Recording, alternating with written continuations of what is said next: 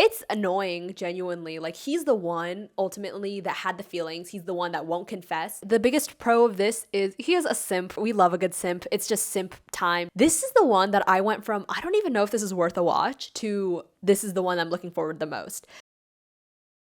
August has been such a busy month for me. My lease actually just started. I mean, I've already filmed a couple of videos in this background, but yes, it has only been a month since I've moved in. I've also got a lot of work things going on right now. I'm actually doing 3 jobs, and I can get a little bit more on that maybe in a different video because that's not what this video is. Yeah, I'm watching 10 dramas.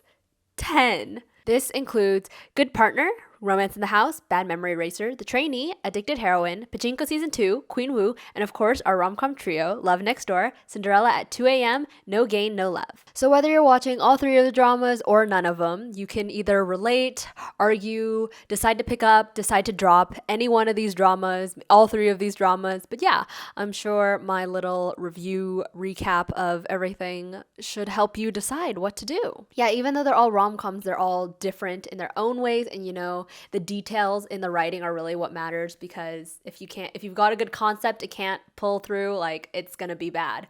And even if you have a bad concept and you're like, the way it's handled is good, it'll be good. But yeah, my opinions are constantly changing. If you had asked me last week what I thought about these dramas, my ranking would have been different. So yeah, even by the time this video is out, my opinions might also be changed again, because there's gonna be new episodes out and it's gonna make me either love, hate anything more. The affection for the dramas are constantly changing, and that's just like the ultimate joy of watching something on air, if you ask me. So yeah. So first up, I'm going to start with Love Next Door. This is the fan favorite of the 3, and it started August 17th. It has the most episodes out now at the time that I'm filming. It has 6. It's rated 8.8 on my drama list, and I know it's not an end-all be-all rating, but I feel like it's pretty close to what I personally like. Like, the higher it is on my drama list, the higher the tendency I will like it. I do skew towards a young fangirl-esque, but I'm not too into like cringy tropey things, so I'm really able to easily recognize if something's like super high that I wouldn't like. But yeah, I don't know. It's just random writing, you know? Could take into account, could ignore, whatever.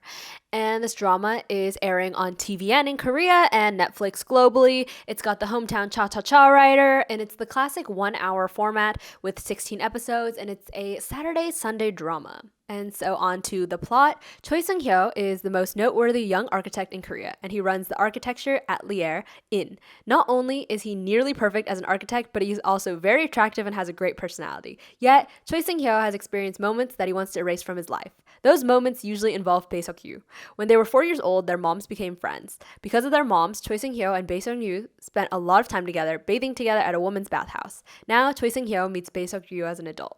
While growing up, Bae Seok-ryu's life was smooth sailing. During her school days, she never missed ranking first academically at her school. She was always passionate and energetic in the things she did. After graduating from university, she was hired by a large company. She worked hard as a product manager, but for some reason, she quit her job. She's become unemployed since then.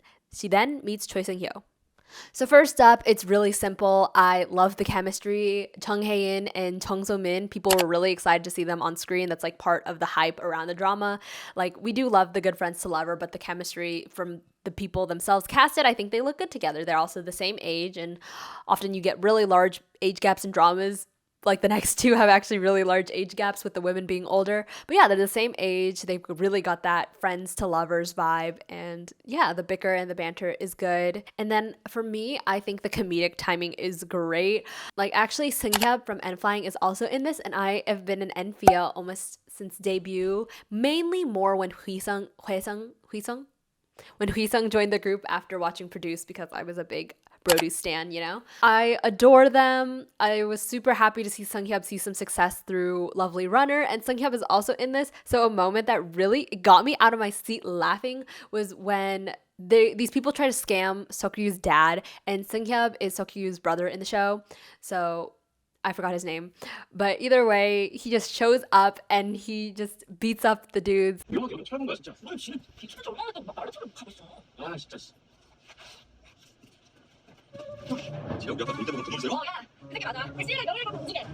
and the comedic timing was hilarious, had me out of my seat. I adore him so much. There's a lot of eye candy fangirl moments. Another thing that really hit was the co-CEO. There's this whole English plot. I think it's in episode 4, and it's honestly the worst episode because as a native English speaker, that scene, the dialogue was just so hard to watch. But anyways, I like how basically Seung-hyo runs a company, but he actually has a co-CEO. And honestly, I was worried that the co-CEO was going to be a super shallowly written, superficial character because he's like a background character, right? It happens.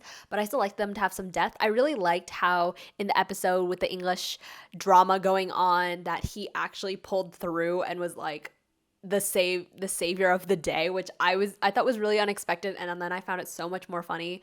So yeah, then the English there was just like perfect and it was good. Yeah. 증거 전부 전송했어요. 야, 이 새끼야! 이 새끼야!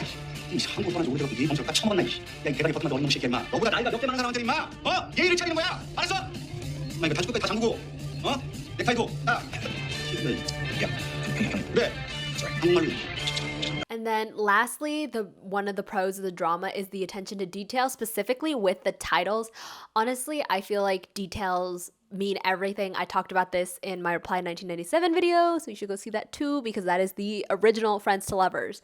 Please go watch Reply 1997. I want it to blow up so bad. But anyways, I also think the titles are really cute. It's a good touch. It's one way to really remember Love Next Door. It's the drama that had the changing titles. I think they're cute. One of my favorites was, I think it says go back in English, and then the word for confession in Korean is kobek. So it kind of sounds similar. It's like go back and kopek. And that's one of my favorite ones. I thought that was really cute. I know some other people are really eating this up. It's a little cute touch. This kind of detail is like what usually makes a drama like a standout one.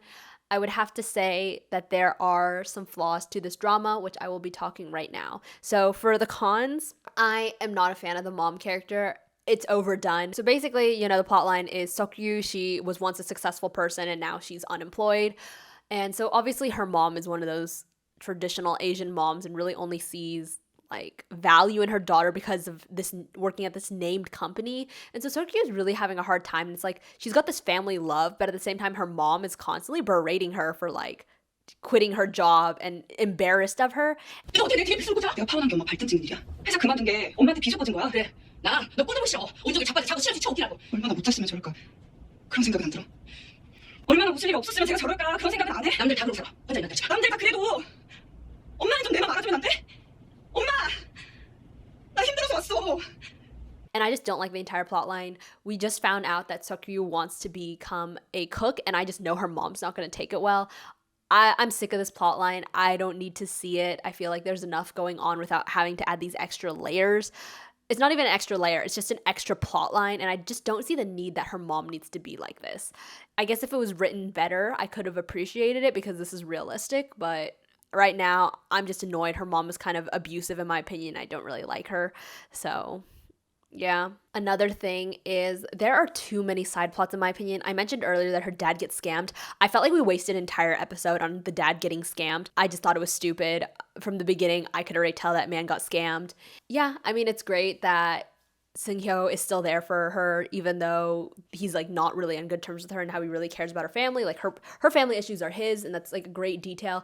But I didn't need this side plot. I would have rather saw character development with them and had them more of the focus of the reason this plot happened. But we just spent way too much time actually trying to bust the scammers. And then this is actually the biggest flaw, which is why my rating went from a 9 to an 8 recently because of this episode. And that's because I am not a fan of the way Seung-hyo is dealing with his feelings.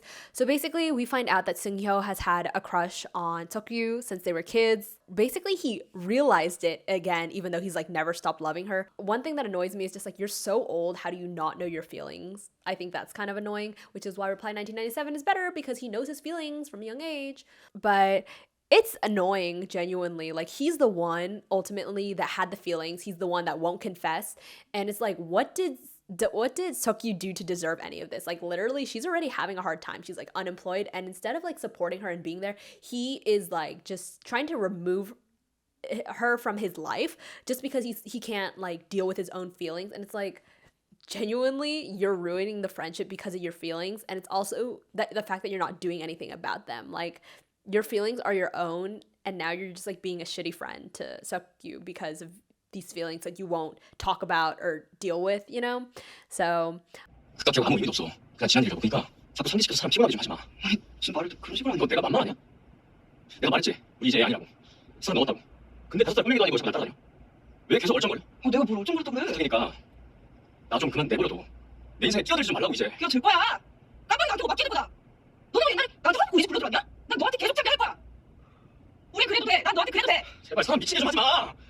I understand like the main conflict of like the reason he doesn't confess is because he doesn't want to lose the friendship, but right now he's just like losing the friendship regardless of whether he decides to confess or not. I don't get it, and it's really annoying in my opinion. Yeah, it's making me like him a lot less because he's putting her through all this when it's not like he's trying to even win her over.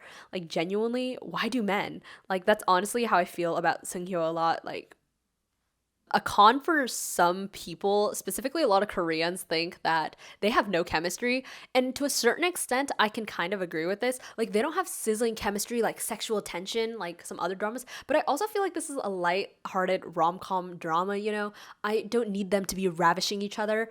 It's okay that they seem like siblings. Like, I think that's the entire appeal of the relationship is like they're just like a sibling-like lover pair. Like, they aren't actually siblings, okay? Like, no, they aren't that similar ultimately.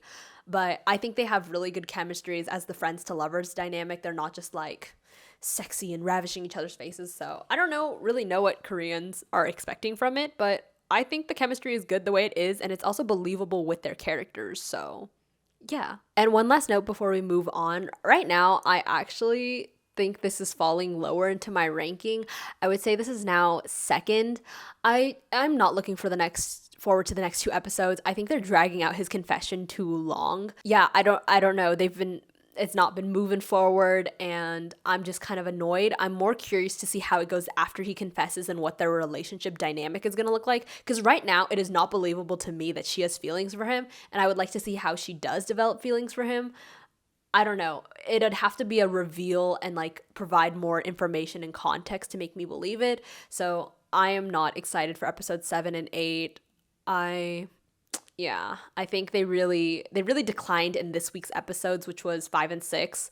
So I hope it can stay good and maintain it.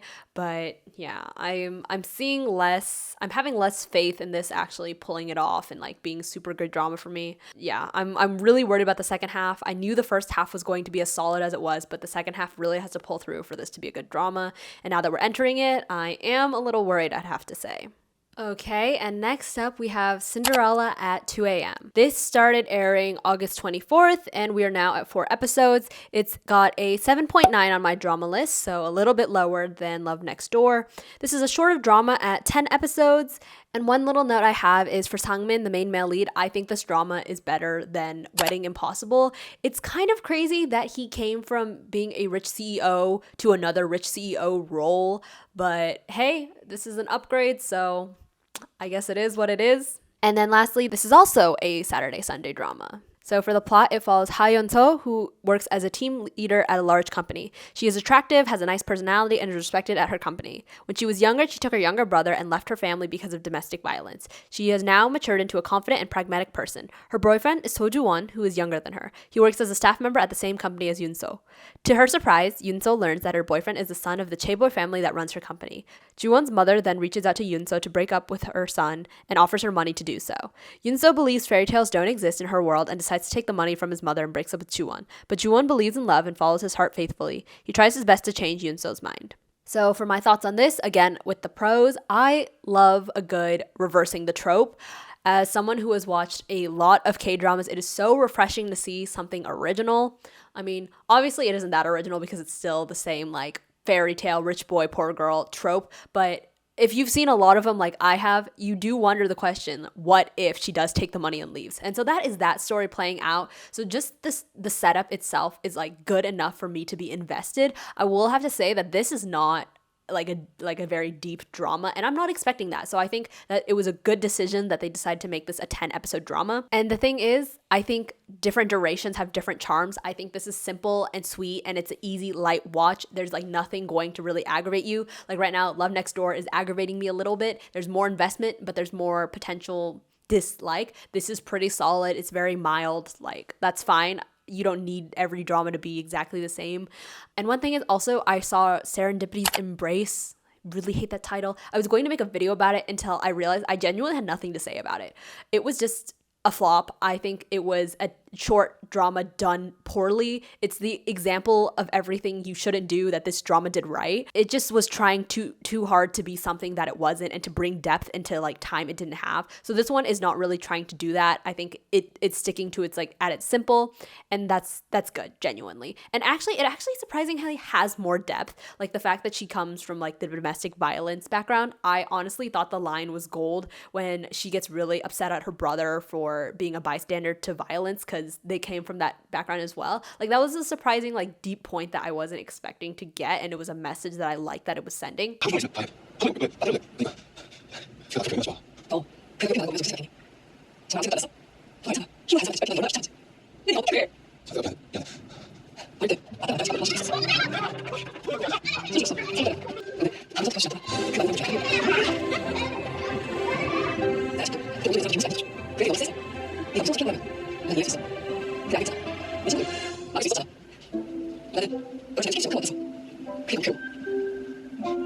And then on that note, I'm actually glad that the breakup is not just because of the money, but it's like the fact that in the end, there are genuinely class issues between them. She's got other things to worry about than romance, and I think it's a good reason for the breakup, and not just like breaking up because of these external reasons. And I like also the fact that she admits she's still in love with him, because again, I've seen so many dramas where they break up and they're just like in denial that they're still in love, and that annoys me so much because it's so frustrating. It's like, why are you so dumb? Like, why are you so not in touch with yourself? But I love that she's reasonable and trying her best, and it genuinely was the logical decision, and it was a decision that made sense and not just like something that happened just to happen, you know? And then this also is good because I do like the side couple in this. I didn't mention it in Love Next Door, but they're both pretty cute.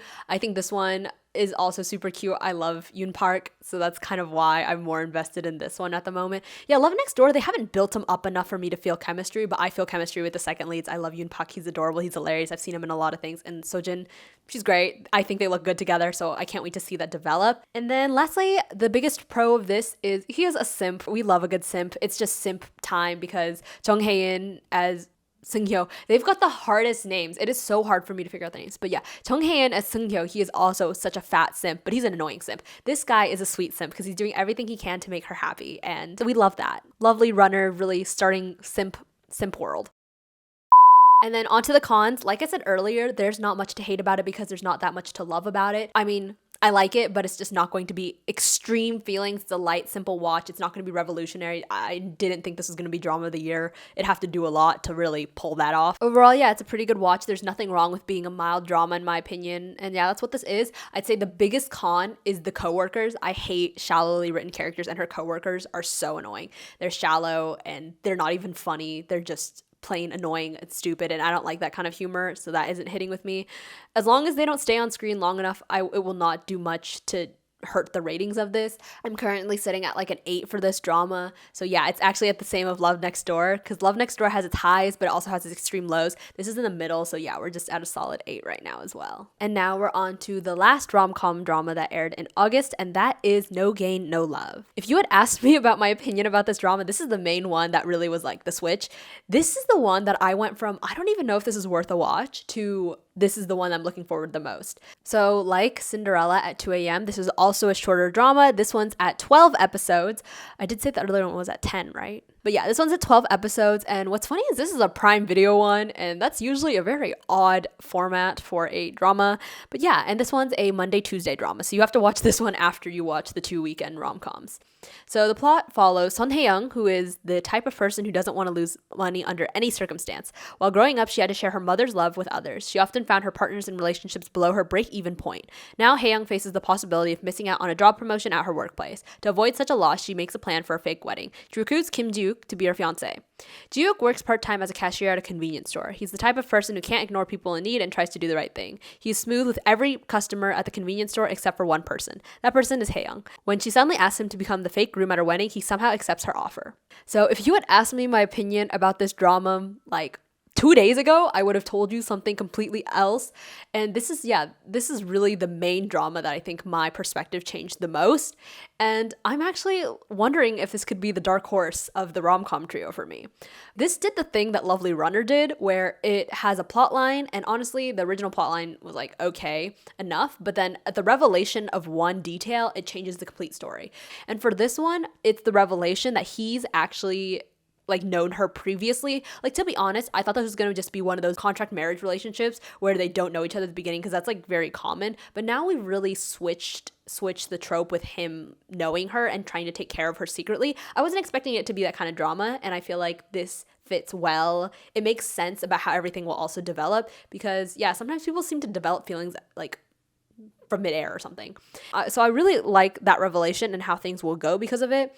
But yeah, episode 3 and 4 really just killed it. Like, it's really the reason I'm looking forward to episode 5 and 6 over any other next episode of the dramas. Okay, so I mean, I already gave a little bit of my thoughts, but now let's go on to the pros in depth. The first one is her character, and actually this was a con until recently.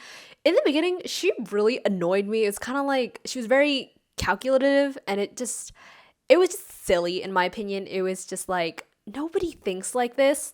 But I guess we're working on building it. I'm not gonna lie. Okay, so they added depth, and basically it's the fact that her mom was not a mom to her. I really liked this dialogue, this line. It was really good characterization, good development for her. And I think it's realistic too about how her mom kept fostering all these kids and giving attention to the foster kids, but mistreating her own daughter because it's her own daughter, you know, biological daughter. 친해? 그렇게 좋아하지도 않고. 안 친해? 안 좋아한다고 어머니? 응. 가짜 결혼식 어머니 위해 한 거였잖아요. 사랑하니까. 사랑은 하지. 근데 좋아해도 사랑하지 않을 수 있는 것처럼 사랑해도 좋아하지 않을 수 있는 거잖아. 관심 줄 때 신경 쓸 때가 많아서 난 늘 기억 안 나는 애, 까먹은 애. 근데 그래도 괜찮은 애. 왜냐? 친딸이니까. And I feel like this situation happens in real life too. Like, I feel like you take them for granted, and so that's what her mom did for her daughter. And I mean, this happens in friendship relationships. I'm sure it happens in real life. So this was a pretty refreshing aspect to see. And then I guess this had me a little bit more convinced on why she doesn't want to lose out, because in her like past relationships, she was always on the losing end. So now she wants to make sure that she doesn't have to like share or give up things that are hers. And so it helped a little bit. I do think she's a little bit too petty for some things. But maybe we'll get over it. Maybe it's just the initial thing, and I'm still building her character, and once it's built, I will be over it, and it'll make sense. But right now, I do like the characterization. I like where it's going, and yeah, she is getting a little bit less unreasonable as well. She also had some moments with Jiuk, and she's pretty nice to him, and she's really, yeah, she treats him well, and so I guess it was painted in a little bit of a comedic light, but now that it's getting more serious, I like it a lot better. The characterization makes sense versus something dramatic and over the top, which I thought it was going to be. And then, so yeah, that kind of leads me on to the dynamic. They're both people who like each other, but are not in love with each other. And I think that's pretty nice to see. Like, some people, it's just like 0 to 100, but right now they definitely are in a relationship where they're a little bit more than strangers, but they're not quite friends. And I feel like this is a really nice balance, because I feel like you don't really see those in-betweens. Like, he's just a stranger that she happens to like his company and enjoy his presence, but she's not like madly in love with him. It's a little bit of this awkward of like, it's like we aren't close enough to be in contact, but we aren't like strangers to be not in contact. So I'm really liking the dynamic. I'm excited to see how things are going to play out. And then going on to the dynamic, I thought it was just going to be a random stranger thing, and he's just going to find her interesting and suddenly fall in love with her. But the fact that he is one of her mom's foster kids, presumably, because we technically don't know this yet, it makes so much more sense, because this is the daughter of someone that has helped you and like been good to you, so you want to be good to them. And I feel like that makes sense that he's taking care of her and being so nice to her. And I think right now it isn't love yet, which I also like about it. She's just someone he's concerned for, especially because he wants to give back the good that he's received. And so I'm going to like the plot development between the relationship is what I'm thinking. Of course, we can't be sure about anything because, you know, feelings constantly change. And then again, onto episodes 3 and 4, there was that moment where she's counting the money and says she doesn't trust him. And I love how she makes an observation about his character, calling him like aloof and looks like as if he's hiding something, and then he does reveal some personal information. 피곤하면 먼저 자요. 나머지 내가 마저 할 테니까. 넌 어떻게 믿고 내 돈을 맡겨? 못 믿는 남자 팔짱을 끼고 결혼은 어떻게 했어? 몰랐지. 결혼은 믿음이라는 걸. 다음에는 신뢰하는 남자를 할게. 아 잠깐만. 내가 뭐 어디가 어때서? 우리 편의점 금고 기본도 남아나거든. 너 좀 수상해. 뭔가 숨기는 사람처럼. 내가 뭐 숨겨요? 조그만 개인적인 얘기가 나오면 말 돌리거나 입다물잖아. 예를 들면 캐나다에 사는 사람이 누군지, 할머니는 어떤 분인지, 나는 네 이름, 얼굴, 나이 빼고 너에 대해 아는 게 아무것도 없어. 말하라고 강요하는 거 아니야.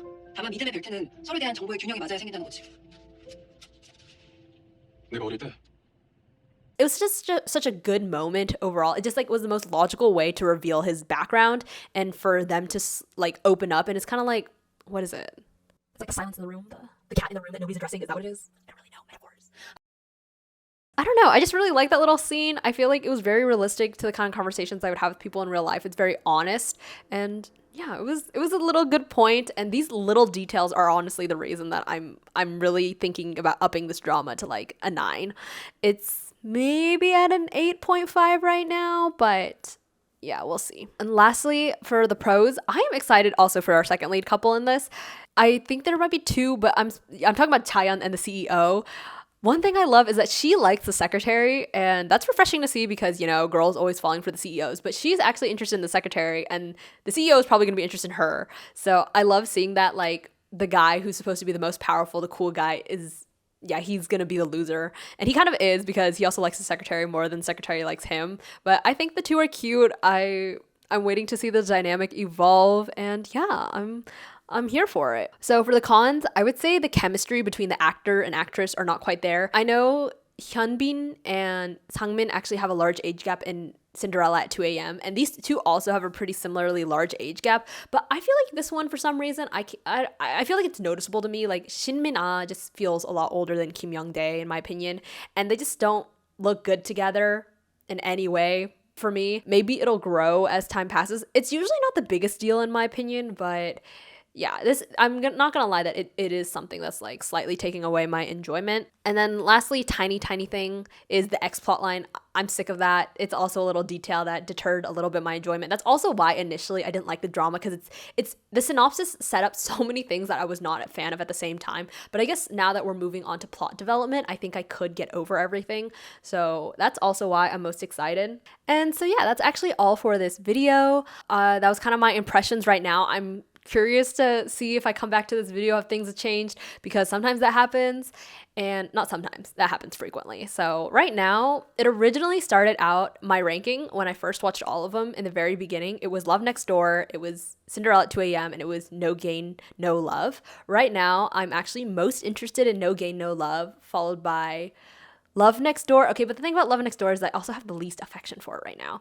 So in a way, it could be, in terms of enjoyment for next week specifically, it'd probably be No Gain, No Love, Cinderella at 2 a.m., and then Love Next Door, because the next 2 episodes for Love Next Door are really going to annoy me. But in general, I would still say Love Next Door is the best drama, followed by No Gain, No Love, and then Cinderella at 2 a.m.